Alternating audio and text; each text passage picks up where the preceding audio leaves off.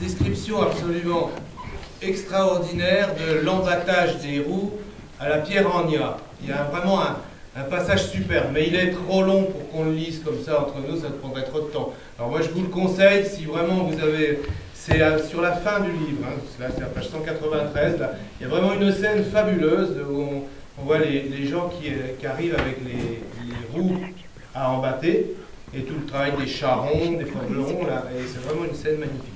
Mais on va revenir à quelque chose de plus... Voilà. Pour moi, Alain, il n'est pas complètement mort, hein, bien sûr, puisque chaque fois que je prends ma vielle, on en parlait tout à l'heure avec Christian, chaque fois que je prends ma vielle, il est avec nous en train de tourner. C'est pas une formule, hein, c'est vrai, je vous jure que c'est vrai. Nul ne peut dire ce que sera demain, ni sur quel chemin l'homme marquera ses pas, mais il n'en demeure pas moins que son destin restera tributaire de ce que firent les anciens. S'il croit pouvoir s'affranchir de cette terre ou de ceux-là, au nom d'un progrès ou d'une liberté qui n'en seront pas, il souffrira mille misères. Pour moi, je sais que l'âme de nos gens demeure dans l'air du temps, puisqu'il est vrai que parfois je la vois dans la pierre, l'arbre, l'étoile flamboyante ou la rivière.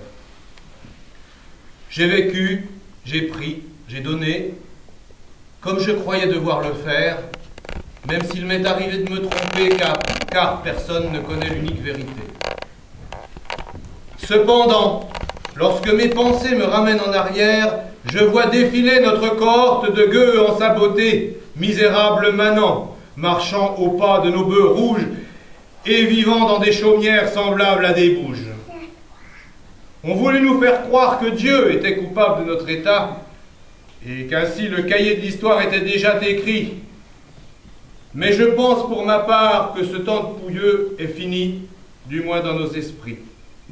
Nous avons pour cela mené moult combats et fait ce qu'il fallait. Toutefois, n'oubliez jamais, faute de quoi, il serait vain d'imaginer que notre condition puisse s'améliorer. J'affirme enfin que j'ai aimé les miens, et si je me suis mis quelquefois en colère contre certains, je leur demande de me pardonner sans détour, puisque de cette vie qui touche à sa fin, je ne retiendrai que l'amour. Voilà.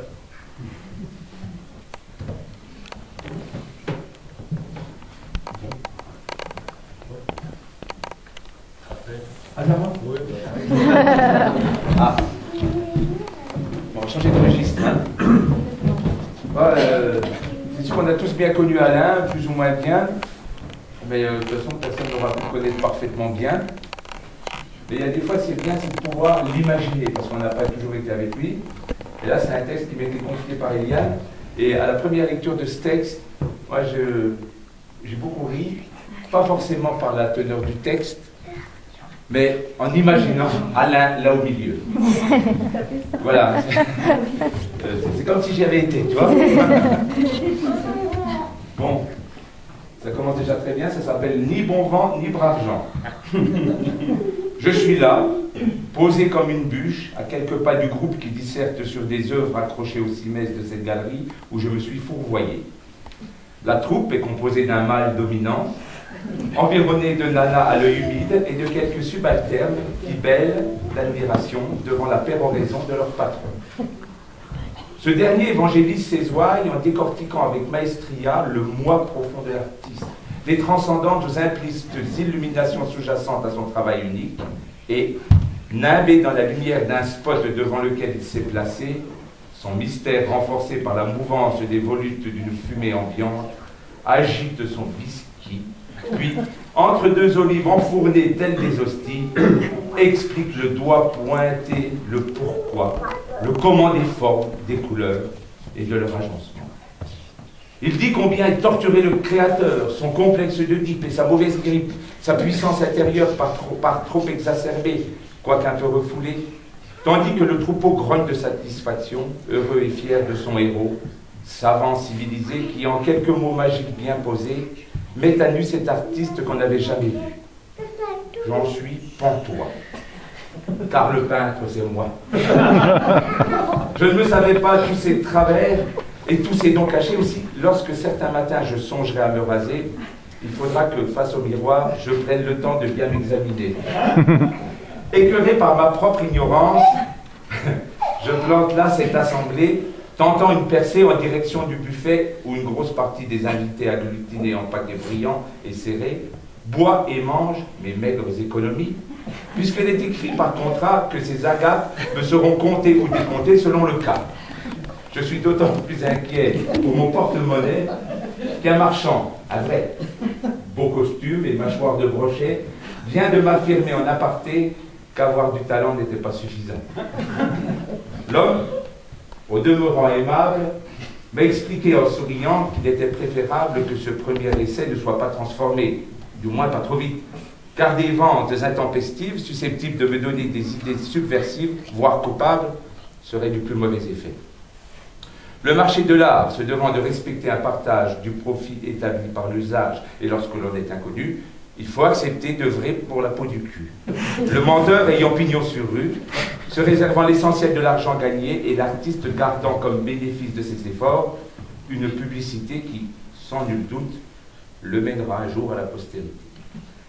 Cette clientèle d'habitués qui m'ignore complètement semble lui donner raison et ces derniers, qui assurément n'ont pas mangé depuis longtemps, consommant avec avidité des liquides comme des toasts proposés, complimentent beaucoup, achètent peu, se contentant comme chaque mois à l'occasion d'un nouveau vernissage de se montrer au sein de leur microcosme privilégié, certains d'être les détenteurs d'un savoir qu'ils pensent réservé. Aucun d'entre eux ne se risquerait d'oublier ces incontournables moments d'intellectuelle convivialité et je crois que bien souvent, ce qui est accroché au mur de l'endroit leur importe peu, sauf évidemment si c'est une œuvre déjà reconnue devant laquelle il est de bon temps de s'extasier lorsqu'on se veut brancher. Van Gogh se coupant l'oreille ou Modigliani roulant dans le ruisseau n'entrent pas dans leurs propos, car le peintre ne vaut pas son tableau. Pour le reste, 3 ficelles collées sur une toile leur permettent de disserter à l'envi et cela suffit à occuper leur esprit, parfois toute une nuit. Je n'ose regarder celles de ma tribu qui m'ont accompagné. Elles sont réfugiées auprès d'un petit comité d'amis venus par sympathie. Et bien qu'en vérité ceux-ci soient peu intéressés, leur présence me suffit et m'empêche de grimper au rideau et de mettre le tapis. L'hôtesse de la galerie, abusant de l'œillade, balançant de la fesse, conforte cette mascarade satisfaite, sachant que dans un mois, au résultat, le décrochage des invendus se fera sans dommage pour ses écus. D'ailleurs, quand ce temps fut venu, elle me démontra, preuve à l'appui, que les quelques ventes coûteuses réalisées n'étaient pas en mesure de couvrir la totalité des frais engagés pour mon immortalité. Toutefois, son avis disait assez que j'étais sur la bonne voie, et j'en fus chaleureusement remercié et même invité à donner une suite à cette magnifique collaboration par l'intermédiaire d'une prochaine exposition.